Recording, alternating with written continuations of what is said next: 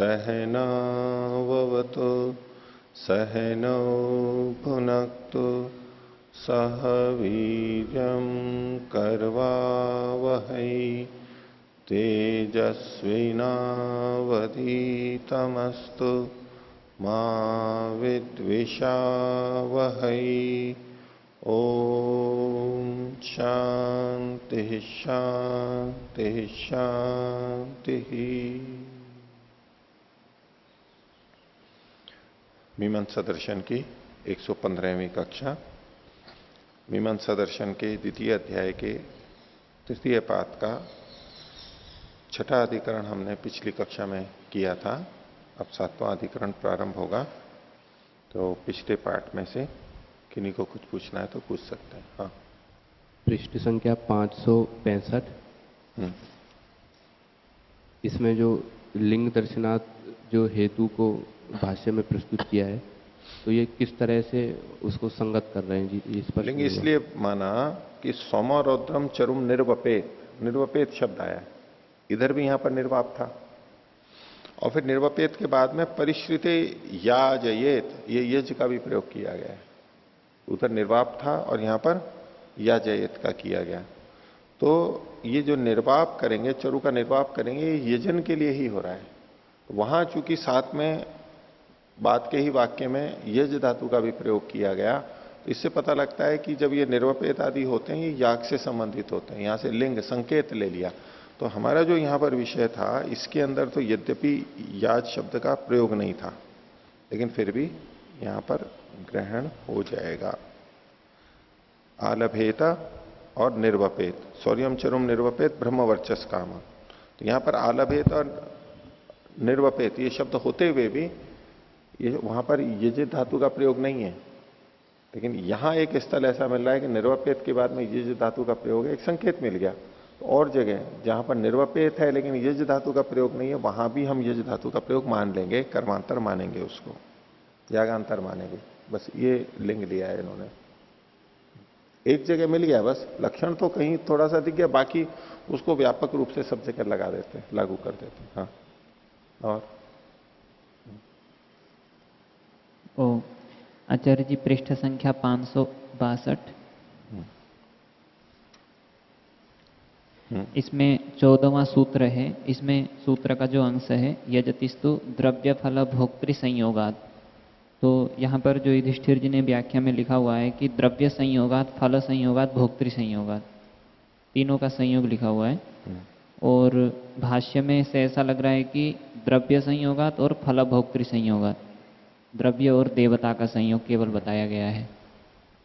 तो इसमें कैसे ठीक रहेगा? ठीक है, दोनों तरह से लगा सकते हैं।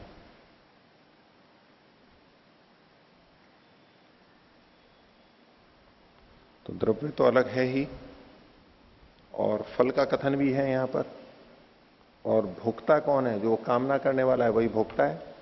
तो कामना करने वाला है, जो इसको कर्म को कर रहा है, वही भोक्ता है। तो जो भोक्ता है वो हमेशा फल का भोक्ता ही होता है। भोगने वाला तो फल का ही भोगने वाला होता है। तो फल भोक्ति के साथ जोड़ते हुए भी करते हैं तो कोई बात नहीं है, लेकिन अलग अलग में भी ठीक है। यहां जो कहा गया है, हाँ, भाष्य में जो कहा गया है ना, वो द्रव्य और फल भोक्तृ संयोगात, द्रव्य और फल का भोक्ता, इस रूप में इन्होंने किया है। और इसका युधिष्ठिर जी ने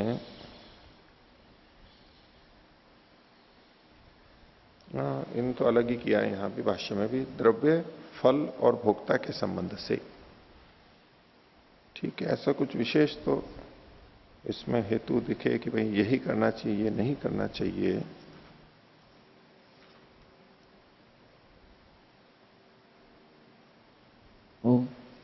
आचार्य जी, यहाँ जो भाष्य में आगे चर्चा की गई है उसमें तो जो श्वेत द्रव्य और भोक्तृ मतलब वायव्य जो वायु देवता है, उन दोनों को लेकर के ही चर्चा की गई है इसमें।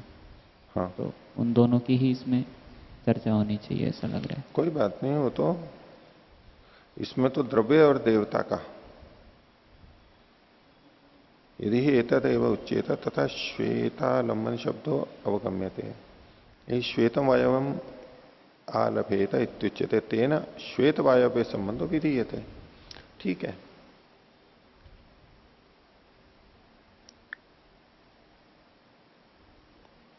वो तो फिर वायव्य है, तो उसको तो भोक्ता भी नहीं कहेंगे ना वैसे तो वायु देवता को। एक दृष्टि से भले ही कह देंगे हम उसके लिए त्याग कर रहे हैं और वो भोग कर रहा है, लेकिन वैसे तो उसको भोक्ता के रूप में नहीं। फल, और वो फल का भोक्ता तो फिर भी नहीं कहलाएगा। फल का भोक्ता अगर फल भोक्त्री के रूप में वायु देवता को ले लें, देवता को, तो भी बात नहीं बनेगी। और प्रतीकात्मक रूप में ही मान के चलिए।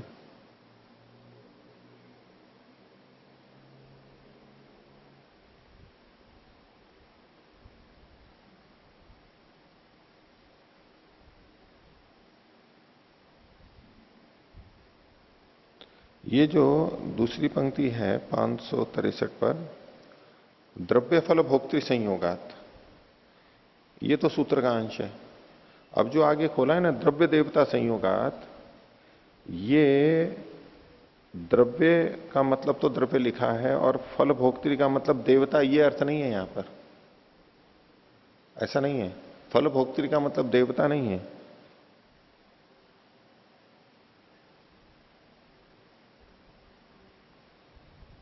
और ये जो द्रव्य देवता संयोगात, इसको विपरीत अल्प विराम में लिया हुआ है ना, इसको हटा दीजिए।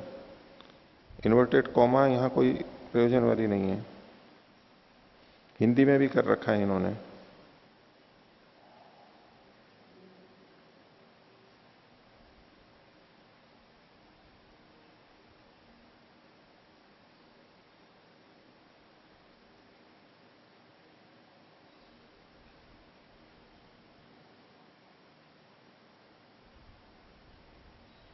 देखो इसमें जो आगे लिखा है, द्रव्य देवता संयोग अत्र विधीयते, द्रव्य शब्द से द्रव्य और देवता दोनों आ गए। किसका? भूति काम से भ्रम वर्चस काम से। ये भूति काम और भ्रम वर्चस काम है, ये फल भोगता है, ये फल भोगता है।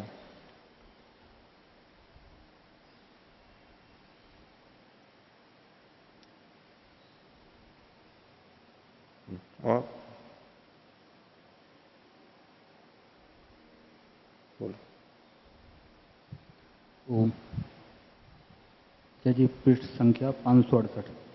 568। 568 दूसरे अनुच्छेद की तीसरी पंक्ति।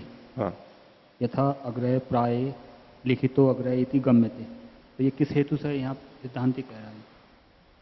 अग्रे, अग्रे कहते हैं जो श्रेष्ठ होता है, आगे रहने वाला जो है, तो वो श्रेष्ठ के अर्थ में है यहां पर। तो श्रेष्ठ चीजों की गणना में वहां पर जो कोई लिखा होगा वो भी श्रेष्ठ होगा, ये मान करके चलते हैं। ठीक है, जैसे कि चरक संहिता में भी एक अग्र्य संग्रह है, विशेष विशेष चीजों का वहां पर उल्लेख किया गया। इस चीज में ये सबसे श्रेष्ठ, इस चीज में ये श्रेष्ठ, ऐसे वहां पर कथन किया गया। तो आरोग्य करने वाली चीजों में सबसे श्रेष्ठ क्या है? आरोग्य करने वाली चीजों में सबसे श्रेष्ठ क्या है? बहुत सारी चीजें कही जा सकती हैं। कोई आंवला कह देगा, कोई च्यवनप्राश कहेगा, कोई कुछ कहेगा। तो उन्होंने कहा काल भोजनम आरोग्य कराना, समय पे भोजन करना। समय पर भोजन करना आरोग्य करने वालों में सबसे श्रेष्ठ है। और समय का मतलब वो 12 बजे 1 बजे वाला समय नहीं, भोजन का समय ठीक होना चाहिए। उसके दोनों मिल रहे हो तब तो बहुत अच्छी बात है। नहीं तो एक तो जो लक्षण है भूख लगना या भूक्षित के जो लक्षण भी बता रखे हैं कि भूख किसको लगी हुई है, खाना खाने के योग्य कौन होता है, पेट में कैसा अनुभव होना चाहिए, मुख में कैसा अनुभव होना चाहिए, शरीर में कैसी अनुभूति होनी चाहिए, ऐसा व्यक्ति, तो वो भोजन का उसके लिए उचित समय जिसके लिए होता है। तो काल भोजनम आरोग्य कराना, ये उसको श्रेष्ठ कर दिया। और भोजन से जो हमारे को लाभ होते हैं, बहुत सारे लाभ होते हैं भोजन से। तो भोजन के लाभों में सबसे श्रेष्ठ लाभ क्या है? भोजन से क्या मिलता है हमारे को? भोजन से ऊर्जा, शक्ति, पुष्टि। पुष्टि भी तो होता है ना शरीर। भार बढ़ता है हमारा, बढ़ते हैं, मजबूत होते हैं, ये सब करते हैं। यही तो ध्यान में आएगा हमारे। लेकिन चरक संहिता में क्या लिख दिया? तृप्तिर आहार गुणानाम। आहार के गुणों में तृप्ति सबसे श्रेष्ठ है। बल बल मिले न मिले, अगर तृप्ति नहीं मिली है, कोई विशेष मुख्य चीज नहीं मिली, तो वो व्यर्थ हो गया। तो भोजन से तृप्ति आनी चाहिए, व्यक्ति को संतोष होना चाहिए, इंद्रियां तृप्त होनी चाहिए। तृप्तिर आहार गुणाम, आहार के जितने भी गुण में उनमें सबसे श्रेष्ठ क्या है? तृप्ति है। ऐसे वात का शमन करने में सबसे श्रेष्ठ कौन सी है? नेत्र रोगों के लिए सर्वश्रेष्ठ क्या चीज है? इत्यादि। वो अग्रय संग्रह है। तो उसमें जो भी चीज पढ़ी जाएगी वो अग्रय ही होगी, श्रेष्ठ ही होगी। तो ये इन्होंने लिखा अग्रय प्राय लिखित। तो प्राय इसलिए लिख दिया कि सब जहां मुख्य मुख्य विशेष विशेष चीजें ही लिखी हुई हैं, तो वहां जो चीज पढ़ी हुई होती है वो श्रेष्ठ ही होती है, ये माना जाता है। कोई ऐसी दुकान हो जिसमें महंगी चीजें ही मिलती हैं, विशेष विशेष चीजें ही मिलती हैं, तो वहां कोई कुछ भी रखा हो ना, तो ये लगता है भाई हाँ यहां उस दुकान की है तो हम विशेष मान लेते हैं उसको। समीप के जैसे लोग बाग होते हैं, जैसी संगत होती है वैसा व्यक्ति को मान लेते हैं ना, कि भले ही बहुत सारे बुरे हैं और उसमें एक दो अच्छे भी हैं, लेकिन बुरों के साथ में इतने मात्र से भाई इसकी संगत ही तो ऐसी, ये भी बुरा होगा। या अच्छों के बीच में कोई सामान्य व्यक्ति भी रह रहा है तो भी वो क्या मान लिया जाता है? अच्छा ही मान लिया जाता है। तो ये अग्रय जो होता है ना, प्राय करके जैसे होते हैं, तो पास वाला भी वैसा ही समझ लिया जाता है। ऐसे इसको वो एक संभावना में बनता है, 100% तो नहीं होता है, लेकिन संभावना में हम कह देते हैं ना भाई ये यहां है। हम लोगों के साथ में कोई रहे दिखे तो बोले हाँ ये आर्य समाजी होगा, ये वैदिक धर्मी होगा, ऐसा समझ लेते हैं। अब यहां गुरुकुल में सबको क्या ब्रह्मचारी बोलते हैं ना, तो कोई गृहस्थी नहीं है क्या हमारे पास में? सब यही समझते हैं ना कि भाई ब्रह्मचारी होंगे, लेकिन गृहस्थी हैं उनको भी सब ब्रह्मचारी तो बोलते हैं, लेकिन अपने यहां गृहस्थी भी है। उनको तो पता भी नहीं होगा कि कोई गृहस्थी भी है यहां पर। कोटेश्वर जी गृहस्थी हैं या थे, यूं कह लो, परिवार था, पत्नी है, बच्चा था, तो लेकिन अभी बस इधर आ गए, वो उधर छूट गया सारा।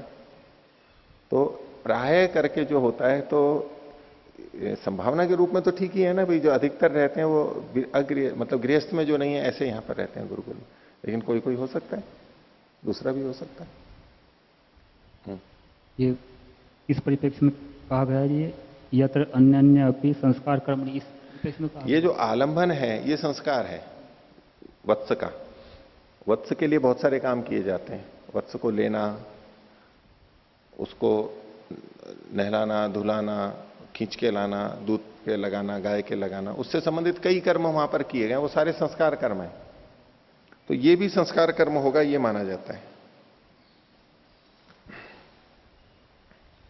वत्स को वहां से लिया जाता है डंडी से, उससे थोड़ा किया जाता है, ले आया जाता है, फिर दूध पे लगाया जाता है, फिर दूध पीने से हटाया जाता है। ये जो सारे हैं ये वत्सरे से संबंधित संस्कार कर्म वहां पर कहे गए, उसमें आलमन भी है, इसलिए उसको भी संस्कार कर्म माना गया प्राय कथन से। हाँ, तो यहाँ पर आलम्बन को श्रेष्ठ माने गए। अग्रय नहीं है ये अग्रय तो उदाहरण मात्र है, दृष्टांत की बात है वो तो। ये सब अग्रय हैं, ये नहीं, ये संस्कार कर्म है, ऐसा ही होता है। अग्रयों में पठित जैसे अग्रय समझा जाता है, ऐसे संस्कारों के बीच में पठित ये आलंबन भी संस्कार कर्म माना जाएगा, पृथक नया यागांतर नहीं माना जाएगा, ऐसा। और कोई 569 पृष्ठ पर 569 उसमें हिंदी की पहली ही लाइन है, हाँ, दृष्टार्थ होने मात्र से संस्कार कर्म नहीं होता। ये स्पष्ट नहीं हुआ।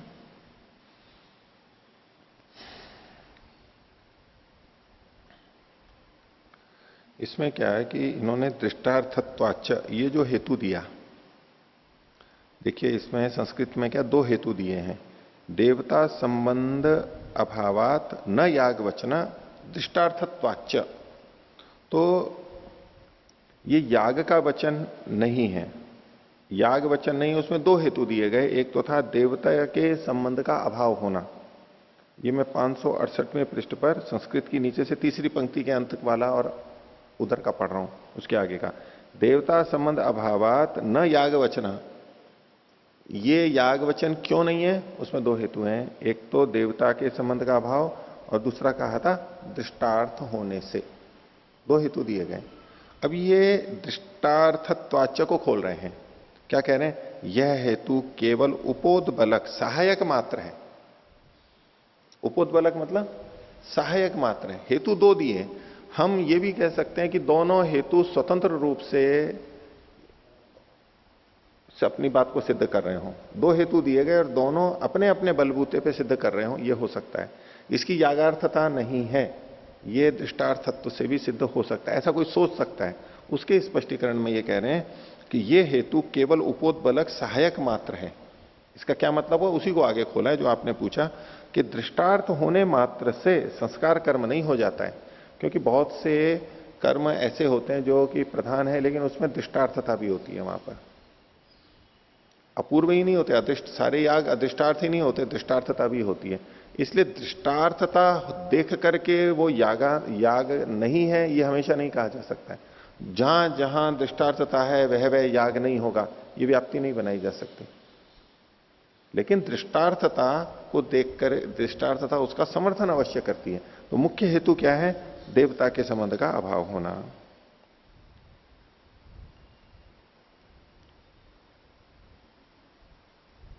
देवता का ना होना ये मुख्य, ये इसका सहायक केवल है, अकेले से सिद्धि नहीं होती है। बस इतना सा कथन है इनका, उपोद्बलक है। हाँ 500 हाँ बोलिए। 568 पृष्ठ पर हाँ हिंदी में दूसरे अनुच्छेद की हाँ 5वीं पंक्ति, हाँ यहाँ पर कह रहे हैं कि न्याय से प्राप्ति होने पर, प्राय दर्शन हेतु कैसे है? न्याय से प्राप्ति होने पर। अच्छा, तो न्याय क्या है?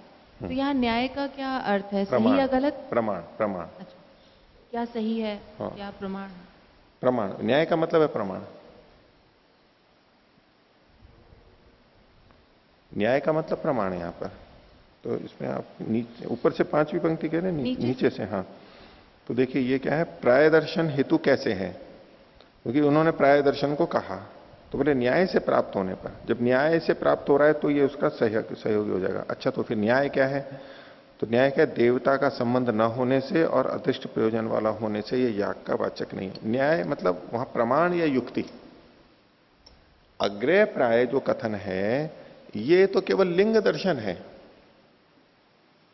जैसे कि हमने मान लो यहां गुरुकुल की दृष्टि से ले लें या और भी किसी दृष्टि से ले लें कहीं पर कि भाई ये सज्जनों के बीच में रहता है, तो ये सज्जन है। अब इसको केवल प्रमाण के रूप में प्रस्तुत नहीं कर सकते। ये लिंग दर्शन तो है, एक संकेतक तो है कि भाई हाँ ये इनके बीच में रहता है तो अच्छा ही होगा, ये धनवानों के बीच में रहता है तो धनवान ही होगा इत्यादि। लेकिन ये केवल उपोद्बलक है, ये अपने आप में प्रमाण नहीं है, क्योंकि जरूरी नहीं होता है कि हो ही। तो पहले से सिद्ध हमने अलग ढंग से किया कि भाई ये व्यक्ति धार्मिक है, और उसकी पुष्टि के लिए देखो वो वहां रहता है, उन लोगों के बीच में रहता है। बस ये एक सहायक के रूप में हुआ। लेकिन ये लिंग दर्शन कहलाता है। अग्रय प्राय जो है ये लिंग दर्शन है। इसके लिए कोई अन्य प्रमाण चाहिए, वो अन्य प्रमाण ये दो दिए थे इन्होंने, देवता संबंध का अभाव और दृष्टार्थत्व। इसमें भी देवता संबंध का अभाव ये दिया गया। तो न्याय मतलब तो प्रमाण के रूप में लिया जाए। और न्याय कहते किसको है? वो न्याय दर्शन वाला भी अगर हम ले लें तो प्रमाणैर अर्थ परीक्षणम न्याय। न्याय का मतलब प्रमाण कह सकते हैं या युक्ति कह सकते हैं, हेतु कह सकते हैं, विशेष प्रबल हेतु कह सकते हैं। हेतु है मतलब हेतु के द्वारा सिद्ध किया जाता है। और आचार्यवर्य यत्र न्याय अस्ति प्रमाणम वर्तते तो तत्र तो प्राय दर्शनम वक्तव्य। प्राय दर्शन कहने की आवश्यकता नहीं है, बिल्कुल ठीक बात है। लेकिन किसी ने कह दिया, किसी ने वैसे ही पहले कह दिया भाई इससे भी सिद्ध होता है, वो अच्छा है, कैसे वो वहां रहता है, वो धार्मिक है, कैसे आश्रमों में रहता है, वो आध्यात्मिक है, आश्रमों में रहता है, तो कह दिया कहने को। तो परंतु प्राय दर्शनमेव हेतुर्वर्तते। नहीं नहीं नहीं नहीं, भवता यद उदाहरणं दीयते तत्र तो प्राय दर्शनेनैव सिद्ध्यति। नहीं नहीं नहीं नहीं, उसमें प्राय दर्शन मात्र से सिद्ध होता है? नहीं, प्राय दर्शन से ये पूरा प्रमाण नहीं है। देखो इन्होंने क्या लिखा है, इसको देखिए। यथा अग्रे प्राय लिखितो अग्रे इति गम्यते। पूर्व पक्षी इसमें क्या कह रहा है? ननु लिंगम प्राय दर्शनम। प्राय दर्शन तो लिंग है, केवल चिन्ह है, संकेतक है। कथम अनेन सिद्धि रीति, इससे सिद्ध कैसे होता है? तो उच्यते यथा प्राय दर्शन सिद्ध्यति तथा वर्णितव्यम। जिस तरह से प्राय दर्शन से सिद्ध होता है, यानी प्राय दर्शन अकेला सिद्ध नहीं करता, उसके साथ और जो चीज चाहिए उससे उसका वर्णन करना चाहिए। कथम प्राय दर्शनम हेतु, ये प्राय दर्शन फिर कैसे होगा, हेतु कैसे बनेगा? तो न्यायतः प्राप्तो सत्याम, ये प्राय दर्शन हेतु बनेगा, लेकिन न्याय से प्राप्त होने पर यह हेतु बनेगा। जैसे कि आप दूसरे ढंग से देखिए, न्याय दर्शन के अंदर तर्क की बात कही गई, तो तर्क को प्रमाण तो नहीं माना गया, प्रमाणों से उसको अलग रखा गया है। लेकिन तर्क भी प्रमाण के रूप में कब प्रस्तुत हो जाता है? जब प्रमाणों से पुष्ट होता है। प्रमाण पूर्वक जब तर्क रखा जाता है तो बात को सिद्ध कर देता है वो, जबकि प्रमाण नहीं है। तो ऐसे ही ये जो लिंग दर्शन है, ये हेतु दर्शन है, ये हेतु के रूप में किसी बात को सिद्ध करने वाला कब होगा? जब ये किसी न्याय से जुड़ा हुआ, किसी प्रमाण से जुड़ा हुआ हो। वो इन्होंने आगे बताया। प्रबल नहीं है ये लिंग दर्शन है। आप कई जगह देखेंगे ना, जैसे हमने देखो ये जो 15वां सूत्र भी हमने पीछे देखा था, पिछले पार्ट में शुरू में ही, लिंग दर्शनाच्य, लिंग दर्शन भी है। और कितनी जगह पे ये बताया जाता है, कहीं पहले लिंग दर्शन पहले दे देते हैं, फिर हेतु पूछते हैं, बोले ये तो लिंग दर्शन हुआ, प्राप्ति बताओ इसकी, प्राप्ति तो बताओ, प्राप्ति मतलब इसका प्रमाण बताओ। ये तो केवल संकेत हुआ। और प्रमाण देने के बाद में संकेत भी करते हैं, देखो इससे भी पता होता है ये लिंग दर्शन, जैसे अंत में बता दिया, वो उपोद्बलक होता है, केवल उतना मुख्य नहीं माना जाएगा ये। क्योंकि हम भी देख रहे हैं ना, व्यभिचार को प्राप्त होगा ये। भाई प्राय लोग हैं, अग्रे प्राय है, उसका मतलब ये थोड़ा कि वो अग्रे है ही। क्योंकि जब अग्रे प्राय कह रहे हैं, इसका मतलब है कुछ उसमें अग्रे नहीं है, वो भी विद्यमान है।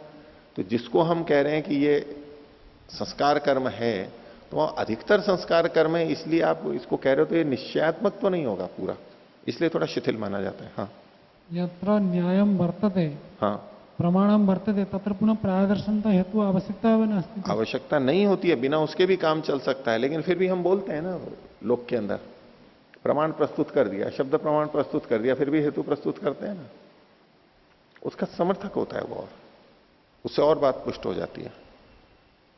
ऐसा व्यवहार में होता ही है। वैसे तो अपने आप में एक प्रमाण प्रबल प्रस्तुत कर दिया तो दूसरे की आवश्यकता ही नहीं है, लेकिन जहां अपनी बात को सिद्ध करने का वेग होता है और लगता है कि ये भी एक से समझ नहीं पा रहा है, तो हम द्विधाबद्धम सुबद्धम भवती की तरह से दूसरा तीसरा प्रमाण भी प्रस्तुत करते चले जाते हैं। नहीं तो प्रश्न वहां भी उठा सकते हैं कि भाई आपने एक प्रमाण ही है, क्या एक प्रमाण से सिद्ध नहीं हो रहा था कि आप दूसरा तीसरा प्रमाण दे रहे हो रहा था। लेख के अंदर कितने प्रमाण दिए, कितने प्रमाण देते हैं? कई कई प्रमाण दे देते हैं ना, एक बात की सिद्धि के लिए कई कई प्रमाण दे देते हैं ना। तो बोले ये एक प्रमाण नहीं है क्या पर्याप्त है? लेकिन फिर भी दूसरा तीसरा दिया जाता है, दिया जा सकता है। युक्ति तर्क भी साथ में दिए जा सकते हैं, होता है। शास्त्रों में भी देख लीजिए ना, सारे समाधान महाभाष्यकार एक के बाद एक कई कई समाधान देते चले जाते हैं ना। अब उसमें चाहे तो आपको नहीं, पहले वाला थोड़ा कमजोर था, ये था, जो भी था, लेकिन बोला तो सही ना।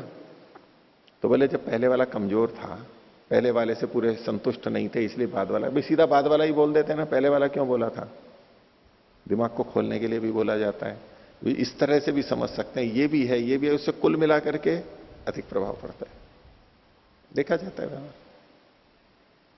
हाँ, वक्ता और श्रोता दोनों अच्छे हैं, बृहस्पति हैं, इंद्र है, तो ठीक है, एक कहा और समझ गया। ऐसे में फिर हम दूसरा तीसरा प्रमाण देते हैं ना, तो सुनने वाले को समय नहीं रहता है उसके पास, बोलता है नहीं हो गई ये तो बात, अब अगला प्रश्न करता हूं। वो सुनता ही नहीं है, बीच में ही टोक देता है, नया प्रश्न रख देता है। एक ही बहुत है, बस हो गया, एक हो गया बहुत है, मैं इतने से तृप्त हूं।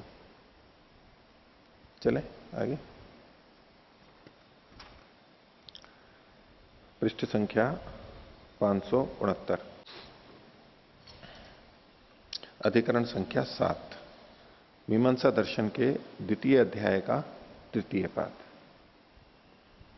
अधिकरण है नैवार चरोह आधानार्थताधिकरणम। चरु, आप जानते ही हैं कि कोई चीज ऐसी बनती है जो पानी डाल करके पकाई जाती है और पानी उसी में ही पूरा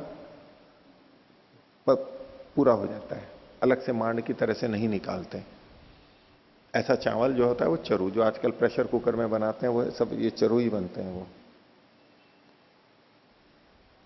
उसका मतलब क्या हुआ कि जो ओदन बनता है वो कैसा होता है? बनाते हैं, पानी में उबालते हैं, फिर मांड को निकालते हैं और फिर जो बनता है, जो सामान्यतः बनता है, तो चरु ये हुआ। लेकिन ये चरु कैसा है? ये चावलों का नहीं है, व्रीहि का नहीं है, यह नैवार, नीवार का है। नीवार एक विशेष प्रकार का धान होता है जिसको इन्होंने हिंदी में तिनी और तिनी लिखा है।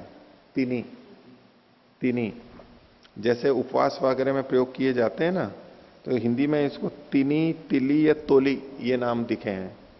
तिनी, तिली, तोली, सुना है नाम ऐसा लोक में। और बंगाली में इसको उड़ी धान्य बोलते हैं, उड़ी धान्य। और मराठी में इसको देव भात बोलते हैं। देव भात, देखो शब्द भी कैसा बोल रहा है ये, देव भात, देवताओं का भात है ये, देवता लोग खाते हैं इसको। ये जंगल में बिना खेती के वैसे ही जो उग जाते हैं ना धान्य, जैसे अपने सावा, कोदो आदि खाते हैं, ऐसे ही ये कुछ एक छोटा कोई धान है ऐसा, अपने आप होने वाले छोटे छोटे से यूं ही जंगल में हो जाते हैं, उसको ले आते हैं, उसको उससे कर लेते हैं, यानी बोना करना नहीं पड़ता है, बस वैसे ही ले आते हैं। उस तरह का ये धान है, तो देव भात है ये। मराठी में नाम ही देव भात रखा।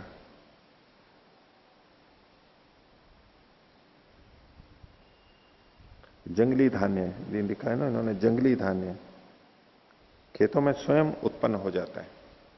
खेतों में मतलब खेतों के किनारे पे या बीच में भी ऐसा ही हो जाता है।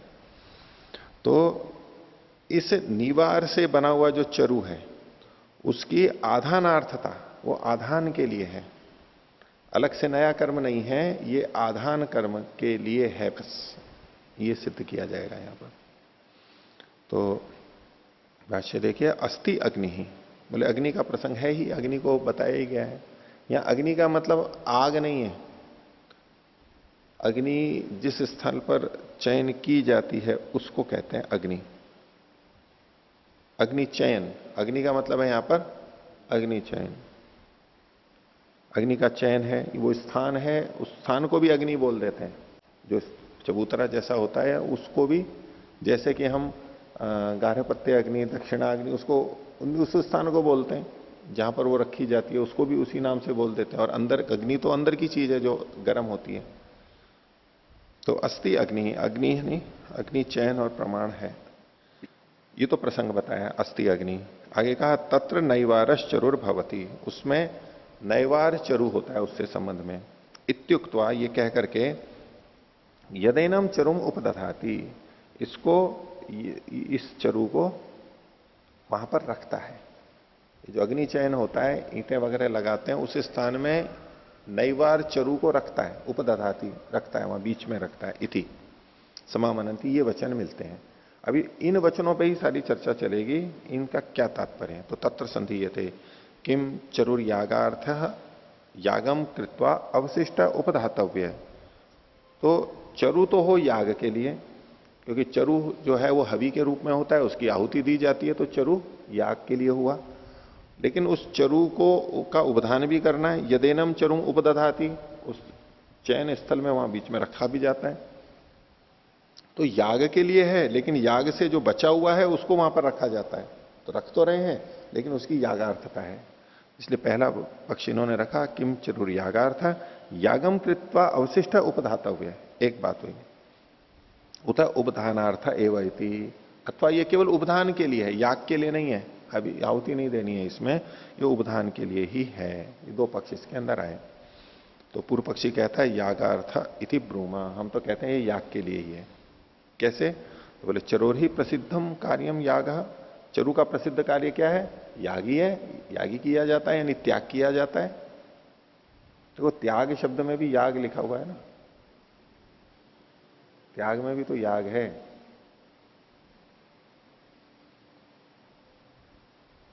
तो चरोर ही प्रसिद्धम कार्यम याग नोपधानम, उपधान उसका प्रसिद्ध कार्य नहीं है। प्रसिद्धि बहुत बलवान होती है, तो उसके कारण से ऐसा कह रहा है पूर्व पक्षी। सिद्धांत कह रहा है उच्चते यद्यपि यागार्थता चरो प्रसिद्धा, चरु की यागार्थता यद्यपि प्रसिद्ध है, तथापि देवता वचन संबंध अभावात यद्यति शब्द संबंध यजति शब्द असंबंधाच न यागार्थता थी। लेकिन चूंकि यहां पर ना तो देवता का कथन है और न यजति यानी याग यज धातु का कोई शब्द का प्रयोग किया गया है, इसलिए इसकी यागार्थता नहीं कही जा सकती। इसने अपना हेतु दे दिया। इस पे पूर्व पक्षी कह रहा है तदुच्यते तस्यैव वाक्य शेषे श्रूयते। ये जो यहां कहा गया यदेनम चरुम उपदधाति नैवारस चरुर भवति यदेनम चरुम उपदधाति, इसके वाक्य शेष के रूप में एक वाक्य और आगे पढ़ा जाता है। क्या? बृहस्पतिर्वा एतदन्नम यन नीवाराहा। ये जो नीवार है ये बृहस्पति के अन्न है। बृहस्पतिर्वा एतदन्नम, ये बृहस्पति का अन्न है। अब बृहस्पति तो कौन होता है? बृहस्पति बहुत ज्ञानवान, बुद्धिमान, सबको जानने वाला, इस तरह से वेद का ज्ञाता। तो उसका कौन सा अन्न होता है? निवार होता है। निवार भोजन करते हो, यानी वो बृहस्पति निवार का भोजन क्यों करता है? भाई कुछ विशेषता होगी तभी तो करता है। तो बृहस्पति बनना है तो निवार का भोजन करना होगा। तो बृहस्पति एक देवता का नाम भी है, इसलिए पूर्व पक्षी कह रहा है तेना देवता वचनेन सन्निहितेन एक वाक्यता भविष्यति। बोले बाद का वाक्य बृहस्पति देवता वाला है तो उससे इसकी एक वाक्यता हो जाएगी और देवता का ग्रहण हो जाएगा। पूर्व पक्षी ने कहा था, नहीं सिद्धांति ने कहा था कि देवता का कथन नहीं है और यज का प्रयोग नहीं है यहां पर, इसलिए यागार्थता नहीं है। इसका अगले वाक्य में जो अर्थवाद वाक्य है उसके अंदर बृहस्पति देवता का कथन है, उससे इसकी एक वाक्यता हो जाएगी। ये वाक्य शेष ही तो है, पूर्व का वाक्य शेष है, वाक्य शेष अर्थवाद है। अर्थवाद है तो उसकी तो एक वाक्यता ही मानी जाती है, वाक्य की वाक्यता तो एक वाक्यता मानी जाती है, तो ये देवता का कथन हो जाएगा। बृहस्पति देवता का उपधातव्य इति, बृहस्पति देवता वाले देवता का नैवारश्चरु, नैवारश्चरु का विशेषण बनेगा ये। बृहस्पति देवता का उपधातव्य, उसका उपधान करना चाहिए। तस्मात यागार्थश्चरु, इसलिए चरु कैसा है? याग के लिए है। इत्येवं प्राप्तम, ऐसा प्राप्त होता है। एवं प्राप्ते ब्रूमा, ऐसा प्राप्त होने पर कहते हैं। इसमें चरक संहिता में एक प्रसंग में आता है कि अगर ऋषियों के समान बुद्धि बनानी है तो ग्राम्य भोजन का त्याग कर देना चाहिए। ऋषि वो बहुत विशेषण दिए उन्होंने उसके व्यक्ति के, इतनी अच्छी बुद्धि तो आध्यात्मिक दृष्टि से और ऋषि और वो, तो बोले ग्राम्य भोजन का त्याग कर देना चाहिए। ग्राम्य मतलब गांवों में जो होता है, गांव नगर एक ही बात है, वो ग्राम्य शब्द दोनों के लिए। तो लोक में जो प्रचलित है, जो हम घरों में भोजन करते हैं, घरों में जो बना हुआ भोजन है, उस ग्राम्य भोजन के त्याग की बात एक लिखी हुई है वहां पर। तो मुनि लोग होते हैं या जो जंगल में ऐसे कई बार अलग भोजन लेने लगते हैं ना, सामान्य भोजन नहीं लगते। कई जने अन्न छोड़ देते हैं, गेहूं चावल वगैरह सब छोड़ देते हैं, केवल सब्जी ही खाते हैं या केवल फल खाते हैं या केवल सूखे मेवे खाते हैं या केवल दूध खाते हैं। अथवा जो उपवास के समय के अन्न खाए जाते हैं, आजकल भी कई चीजें उपवास में ली जाती हैं, यानी अन्न को छोड़ करके, कुछ चीजें छोड़ करके, उसको सागार बोलते हैं यहां पर। सागार की चीजें बोलते हैं ना, क्या बोलते हैं? सिंगाड़े का आटा है, कुट्टू का आटा है, सावा है, आलू की भी लेते हैं, हाँ चिप्स वो भी ले लेते हैं, वो भी सब होता है। आलू का हलवा भी बनाते हैं देसी घी का, शकरकंद का, शकरकंद का भी बनाते हैं। अन्न को छोड़ के कंदमूल फल और ऐसी चीजें लेते हैं वो, ये अलग उपवास के समय में। तो उपवास तो आध्यात्मिक दृष्टि से ही तो करते हैं अपनी कुछ आंतरिक शुद्धि के लिए, तो वो विशेष भोजन अलग तरह का बनता है। तो ग्राम्य भोजन जो प्रचलित भोजन है उसको छोड़ने के लिए वहां पर लिखा है। तो बृहस्पति का ये अन्न निवार है, ये भी ऐसा ही ग्राम्य भोजन नहीं है ये निवार, मतलब सामान्य भोजन नहीं है ये। तो ये इसने पूर्व पक्षी ने यागार्थता को बताया। आगे अब सिद्धांति बोलता है 18वां सूत्र है, संयुक्तस्तु अर्थ शब्देन तदर्थ श्रुति संयोग। अर्थ शब्देन संयुक्त, या अर्थ का मतलब है कार्य, कर्म, कर्मवाचक शब्द के साथ में ये संयुक्त है। कर्मवाचक शब्द यहां पर क्या है? उपदधाति, क्रिया को बता रहे हैं ना, ये कर्मवाचक शब्द यानी अर्थ शब्द है ये। अर्थ का मतलब कर्म हम पीछे भी देखते रहे ना, ये पर अर्थ का मतलब कर्म, कैसे? हाँ, शास्त्र का प्रयोजन क्या है, वचन का प्रयोजन क्या है? आमनाय से क्रियार्थत्व, वो क्रिया के लिए होता है, और अर्थ का मतलब वहां पर क्रिया ही लिया जाता है, इन जगहों पर कर्म ही लिया जाता है।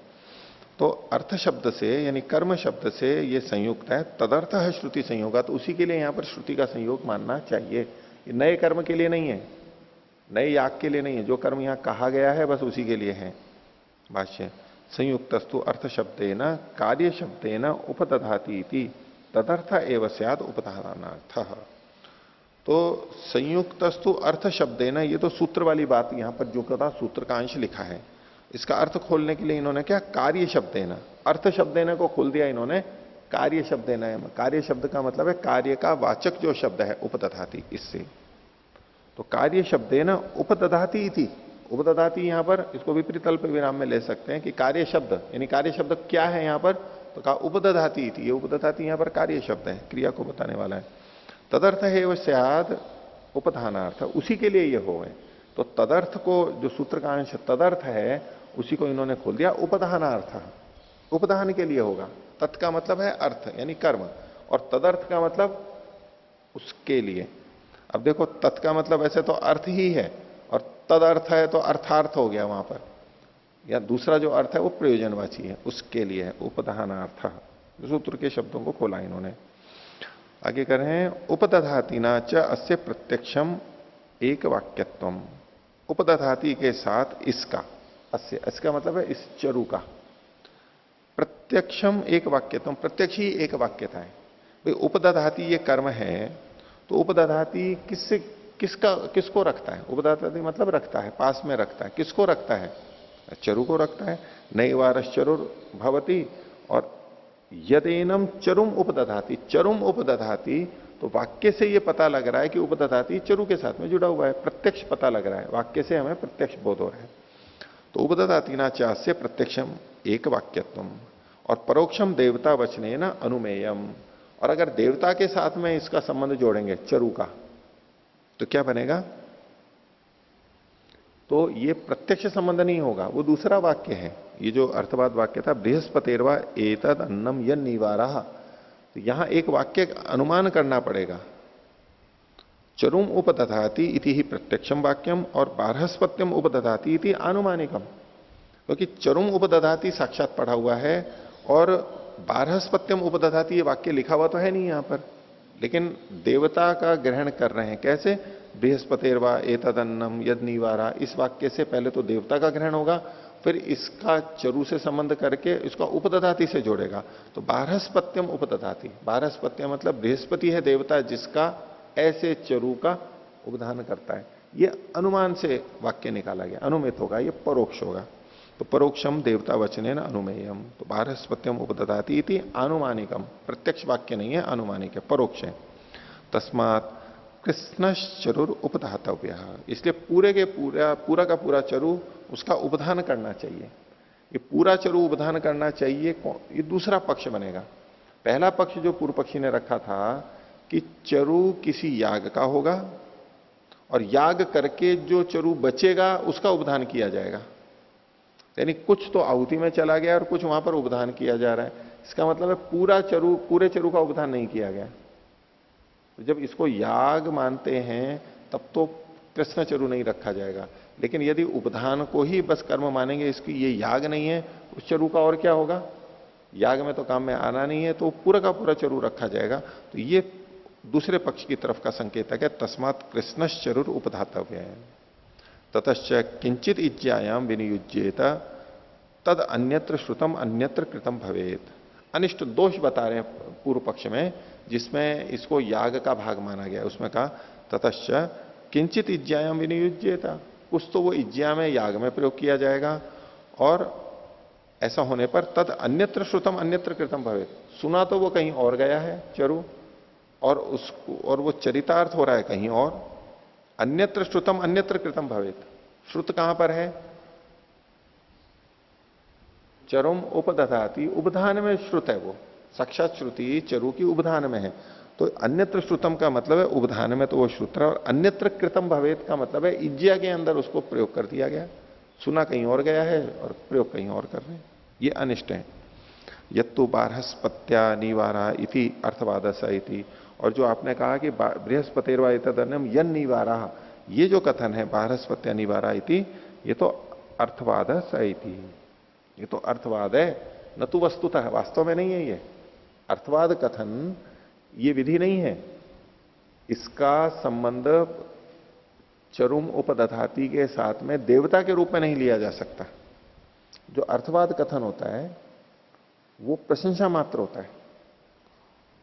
पूर्व पक्षी ने क्या किया था, बृहस्पति देवता को लेते हुए यहां देवता का संबंध जोड़ लिया था। बोले ठीक है बृहस्पति देवता है, लेकिन ये केवल प्रशंसा की जा रही है निवार की, इसको चरुम उपदधाति में देवता का कथन वहां से नहीं ले सकते आप, तो अर्थवाद वाक्य से। बोले अर्थवाद सहित केवल अर्थवाद है। आगे यत्तुक्तम, और जो आपने कहा था सिद्धांति पूर्व पक्षी को कह रहा है, प्रसिद्धा चरोर यागार्थता, चरु की यागार्थता तो प्रसिद्ध है, चरु याग के लिए ही होता है। अब प्रसिद्धि को कैसे बांधे, वैसे हम जैसे सामान्यतः कहते हैं ना, योगात रूढ़िर बलियसी, योग मतलब यौगिक शब्द से जो निकल करके आ रहा है प्रकृति प्रत्यय से, उसकी अपेक्षा रूढ़ जो अर्थ होता है वो बलवान होता है, हमें वही अर्थ लेना होता है। वो रूढ़ी मतलब तो प्रसिद्धि ही कहा जाता है, लोक में ऐसा प्रसिद्ध है, वो बलवान माना जाता है।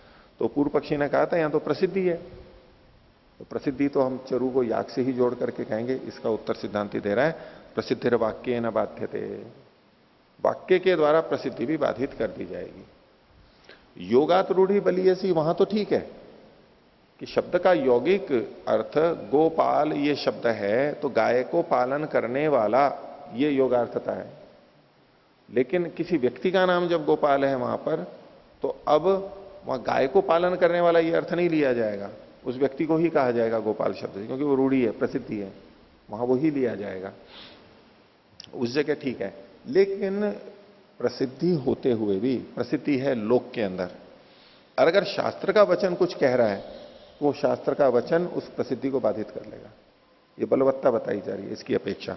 तो प्रसिद्धिर वाक्य न बाध्यते, आप प्रसिद्धि को तो ये देख रहे हो कि चरु याग से जुड़ा हुआ है, लेकिन यहां वाक्य तो याग से जुड़ा हुआ नहीं कह रहा है, चरुम उपदधाति उपधान कर रहा है, यहां तो यागार्थता कुछ है ही नहीं यहां पर, इसलिए ये याग के लिए नहीं हो सकता, प्रसिद्धि को बाधा गया है। ये तो हम प्राय कर देते हैं ना, प्रसिद्धि सबसे बड़ी होती है, वहां ठीक है योगार्थता से, यौगिक अर्थ से वो बड़ी है, लेकिन यहां देखो ये बाधित हो रही है।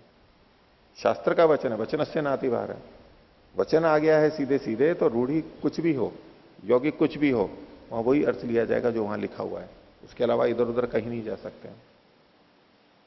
जैसे आज भी आप कुछ शब्दों का प्रयोग लोक में कुछ भी करो, लोक में समाधि शब्द किसको बोलते हैं, लोक में समाधि शब्द किसको बोलते हैं, वो जो बना देते हैं ना, चबूतरा सा बना देते हैं उसको समाधि बोलते हैं ना। लेकिन अगर योग दर्शन के अंदर आ गया ये समाधि का, तदेव अर्थमात्र निर्भासम स्वरूप शून्यमेव समाधि, अब ये जो वाक्य आ गया है प्रसिद्ध अर्थ नहीं चल सकता यहां पर, यही अर्थ चलेगा, वाक्य बोलेगा। बस्ती किसे कहते हैं, कच्ची बस्तियां होती है ना, बस्तियां बस्तियां बहुत फैल गई है ना आजकल, ये कौन सी कच्ची बस्ती है, ये पक्की बस्ती है, ये अच्छी बस्ती है, ये बुरी बस्ती है, प्रसिद्धि क्या है लेकिन आयुर्वेद में बस्ती किसको बोलते हैं, नेति धोती बस्ती, षटकर्म में ले लो चाहे हठयोग वाले में ले लो, बस्ती या आयुर्वेद की बस्ती ले लो, वो तो चिकित्सा है, उसको एनिमा बोलते हैं आज की दृष्टि में, सामान्य भाषा औषधि युक्त तो होता है, वो बस्ती का मतलब तो वो है। अब वहां पर आप जो प्रचलित अर्थ है, लोक में जो प्रचलित अर्थ है अधिक, वो नहीं ले सकते, बाधित कर देगा उसको। शास्त्र विशेष में कहीं जो कथन किया जा रहा है वहां वही अर्थ लिया जाएगा, और कुछ नहीं ले सकते आप। इसलिए कहा प्रसिद्धिर वाक्य न बाध्यते, प्रसिद्धि तो वाक्य से बाधित हो जाएगी। तस्मात उपधानार्थ इति प्रसिद्धम, इसलिए ये जो उपधान अर्थ है, इसलिए ये उपधान के लिए है, केवल उपधान के लिए है। इति सिद्धम, ये सिद्ध होता है, ये अलग से नया याग नहीं है। इति नैवार चरोर आधानार्थता अधिकरण, केवल आधान के लिए ये होगा। ठीक है।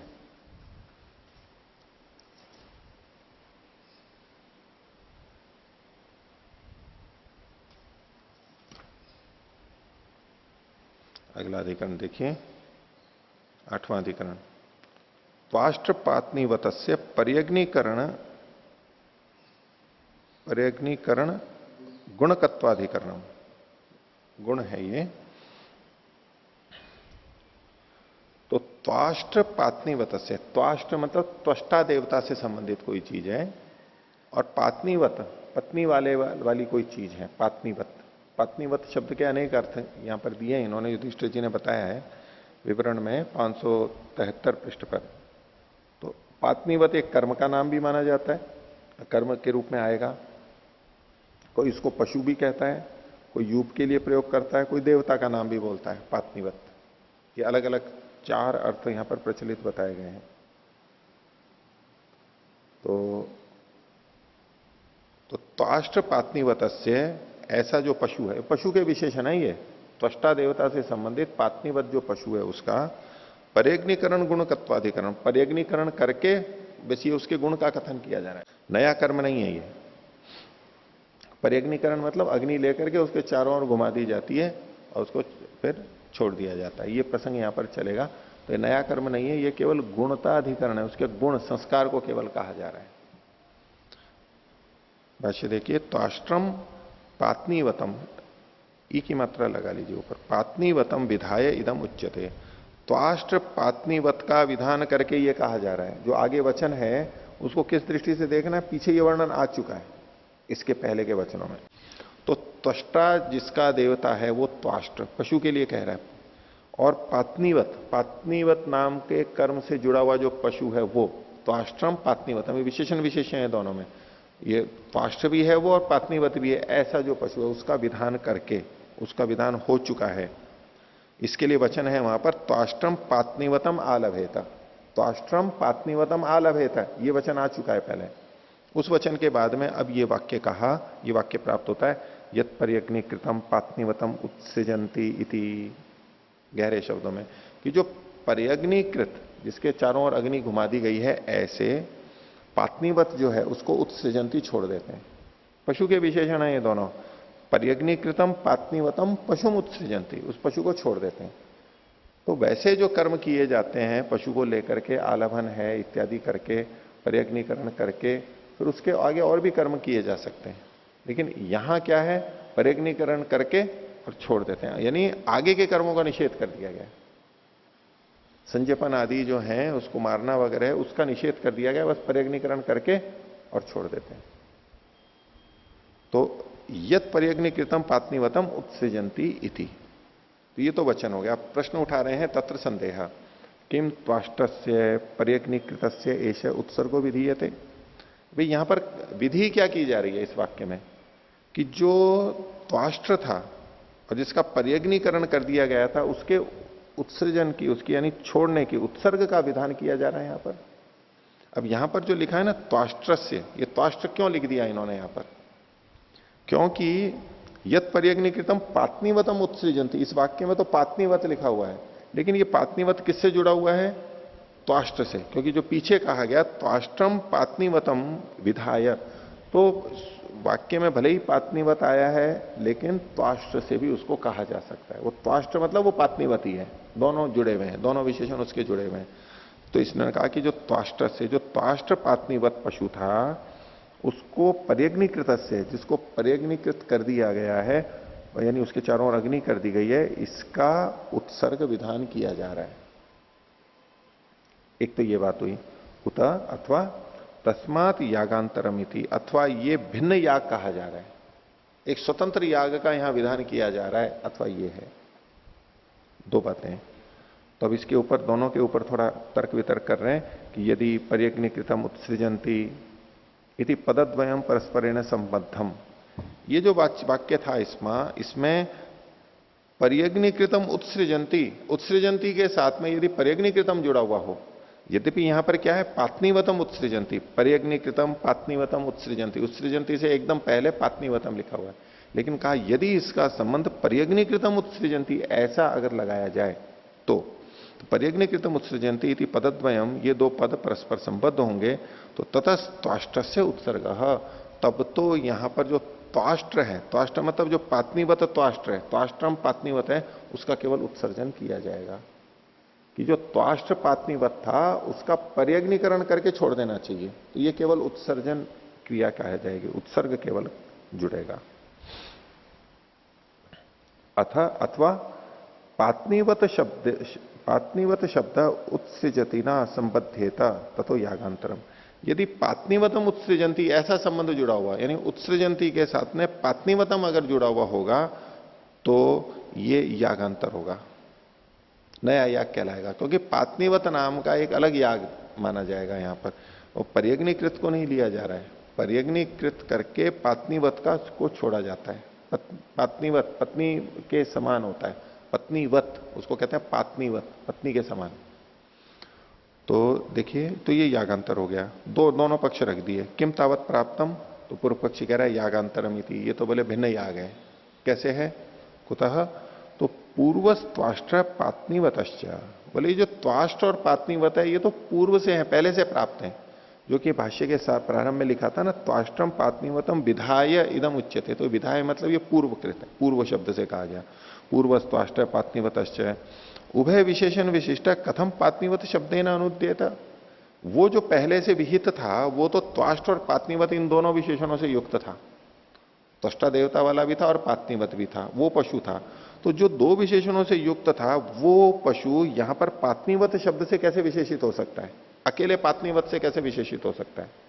अर्थात नहीं हो सकता। इसका मतलब हुआ त्वाष्ट्र पात्नीवत है वो पशु कोई अलग है, और यहां केवल पात्नीवत कहा जा रहा है ये पशु अलग है, तो ये अलग कर्म है।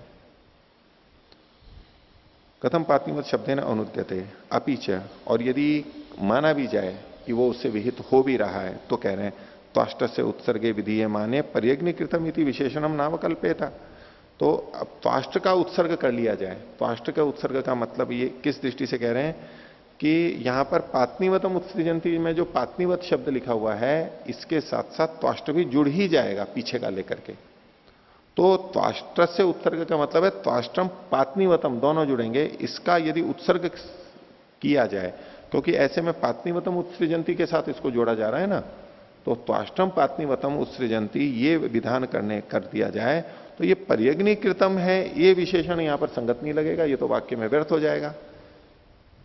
पात्नीवतम उत्सृजंती कहेंगे तो त्वाष्ट्र तो साथ में जुड़ जाएगा, तो त्वाष्ट्रम पात्नीवतम उत्सृजंती, तो बोले पर्यग्निकृतम ये किस लिए पढ़ा गया यहां पर, ये व्यर्थ हो जाएगा, इसका विषय संबंध यहां पर नहीं जुड़ेगा।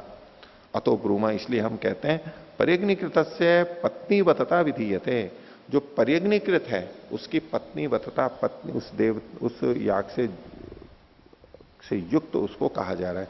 स एव याग, ये पत्नीवत जो है यही याग है, पूर्व पक्षी ने कहा। एवं प्राप्ते ब्रूमा, इसके ऊपर अब सिद्धांति अपनी बात को रखा है।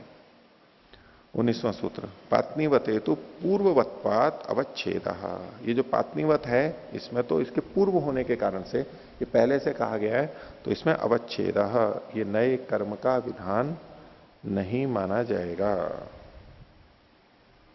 नतीय पूर्व का अनुवाद है। भाष्य, न कर्मांतरम पूर्व से व उत्सृजति शब्देन अवच्छेदो विधीयते, पहले का ही उजरत उत्सृजति शब्द से अवच्छेद कहा जा रहा है। अवच्छेद का मतलब है कि यहां पर पर्यग्निकरण के बाद भी जो और कर्म कहे गए थे उनको हटाया दिया गया है, बस पर्यग्निकृत किया, पर्यग्निकरण के बाद छोड़ दिया, बाद के कर्मों से उसको हटाया जा रहा है। किम एवं भविष्यति, बोले इससे होगा क्या? तो सिद्धांत कह रहा है यजिमत्ता तावत कल्पयितव्या न भविष्यति, इस कर्म की यजिमत्ता, इसको नया याग कल्पित नहीं करना पड़ेगा, लाभ बता रहे हैं, यानी अनिष्ट की निवृत्ति बता रहे हैं। और उत्सृजति शब्दश्च श्रुत्या उत्सर्गम विदधत वाक्येन न बाधितो भविष्यति, और उत्सृजति शब्द है वो श्रुति से उत्सर्ग का ही विधान करते हुए वाक्य से बाधित नहीं होगी, वाक्य के आधार पर वहां पर याग को उसको जोड़ दिया गया, उत्सर्जन मुख्य नहीं रहा, वहां याग अर्थ आ गया, तो वो बाधित नहीं होगी। और ये तो सिद्धांति का पक्ष था जिसमें इसको कर्मांतर नहीं माना गया था, और कर्मांतर पक्ष में क्या दोष है वो आगे बता रहे हैं। अभी तक जो दो बातें कही गई वो ये कही गई कि यदि इसको कर्म नहीं मानते हैं, नहीं, यदि इसको कर्म नहीं मानते हैं पूर्व पक्षी कर्म मान रहा था नया, कर्म नहीं मानते हैं तो ये दो दोष नहीं आएंगे, और यदि कर्म मानते हैं तो दो दोष आएंगे, उसको आगे बताया। कर्मांतर पक्षे वाक्य ने पत्नीवततायाम विधीयमानायाम अर्थात प्राप्त उत्सर्गो धातुना अनुद्येत। तो कर्मांतर पक्ष में वाक्य के द्वारा जो पत्नीवतता का विधीयमान किया गया उससे अर्थात प्राप्त यानी स्वभावतः जो उत्सर्ग प्राप्त हो रहा था धातु के द्वारा उसका अनुवाद मानना पड़ेगा। अपीचा और दोष बता रहे हैं पर्यग्निकृत से पात्नीवतता पूर्व से विदिता एवं। तो और पर्यग्निकृत की पत्नीवतता तो पहले से पता ही है, सविधातुम न शक्य थे, उसका विधान भी नहीं किया जा सकता। तस्मात पूर्व से कर्मणों अवच्छेदक, इसलिए ये पूर्व कर्म को हटाने वाला है, पूर्व कर्म का अवच्छेदक है, यानी जो पहले से बहुत सारी चीजें प्राप्त थी उसमें से अवच्छेद कर दिया, बस केवल यहीं तक ही रहेगा। तो सिद्धांति ने तस्मात पूर्व से कर्मणों अवच्छेद, पूर्व कर्म को ये तोड़ने वाला है। अब पूर्व पक्षी ने एक और आक्षेप दिया था, उसका समाधान कर रहे हैं। यदुक्तम यत्तु उक्तम, जो ये आपने कहा था, क्या कहा था? अब ये पूर्व पक्षी के वाक्य को बोल रहा है। त्वाष्टस्य उत्सर्गे विधीयमाने पर्यग्निकृतम इति विशेषणम तावत न अवकल्पेत। त्वाष्ट पात्नीवत पशु को छोड़ने का विधान अगर मानेंगे तो पर्यग्निकृतम इस ये विशेषण वहां पर संगत नहीं होगा। ये जो पूर्व पक्षी ने आक्षेप कहा था, सिद्धांत कह रहा है नैष दोषः, इसमें कोई दोष ही नहीं है। क्यों? अतंत्रम एवं अत्र पात्नीवत शब्द, ये जो पात्नीवत शब्द है ये अतंत्र है यानी अप्रधान है, मुख्य नहीं है। नासौ विशेष्यते, ये विशेषित नहीं किया जा रहा है, त्वाष्ट शब्द से ये विशेषित नहीं किया जा रहा है, ये इसको कहो पर्यग्निकृत से ये विशेषित नहीं किया जा रहा है। अतः एवं त्वाष्ट पात्नीवत उभय विशेषण विशिष्ट केवलेन पात्नीवत शब्देन लक्षणया अनुद्यते। तो यहां पर त्वाष्ट और पात्नीवत इन दोनों विशेषणों से विशिष्ट जो पशु है वो केवल पात्नीवत शब्द के द्वारा लक्षणा से अनुद्यते कहा जा रहा है, लक्षणा से कथन कर दिया है यहां पर। अतो न दोष है, इसलिए कोई दोष नहीं है। तस्मात अवच्छेद इति सिद्धम, इसलिए ये कर्म को रोकने के लिए यहां पर कहा गया, यानी वो पहले वाला ही कर्म है, नया कर्म नहीं है। इस प्रकार त्वाष्ट्र पात्नीवत के पर्यग्नीकरण के द्वारा पर्यग्नीकरण के गुणकत्व का यहां पर अधिकरण सिद्ध होता है। लक्षणा से इसमें ऐसे कहा जाता है कि दो नाम हो किसी के तो एक से भी उसका कथन हो जाता है। जैसे देवदत्त और यजदत्त की माता, तो देवदत्त की माता भी कहला सकती है और यजदत्त की माता भी कहला सकती है। तो जो त्वाष्ट्रम पात्नीवतम, त्वाष्ट्र और पात्नीवत जो दो विशेषण दिए गए थे पशु के, तो अब यहां पर भले ही चाहे पात्नीवत बोल दें तो भी दोनों का ही ग्रहण हो जाता है। जो हम कहें कि ये यजदत्त की माता है तो देवदत्त की माता हट तो न गई है, वो देवदत्त की माता भी बनी हुई है, इसलिए वो दोनों जुड़ करके होंगे। और यहां पर जो पर्यग्नीकृत है उसके साथ ही उत्सृजंती को जोड़ेंगे। तो ये दोनों विशेषण से युक्त होता हुआ पर्यग्नीकृत जो पशु है उसको छोड़ा जाता है, तो ये नया कर्म नहीं कहलाएगा। प्रणव।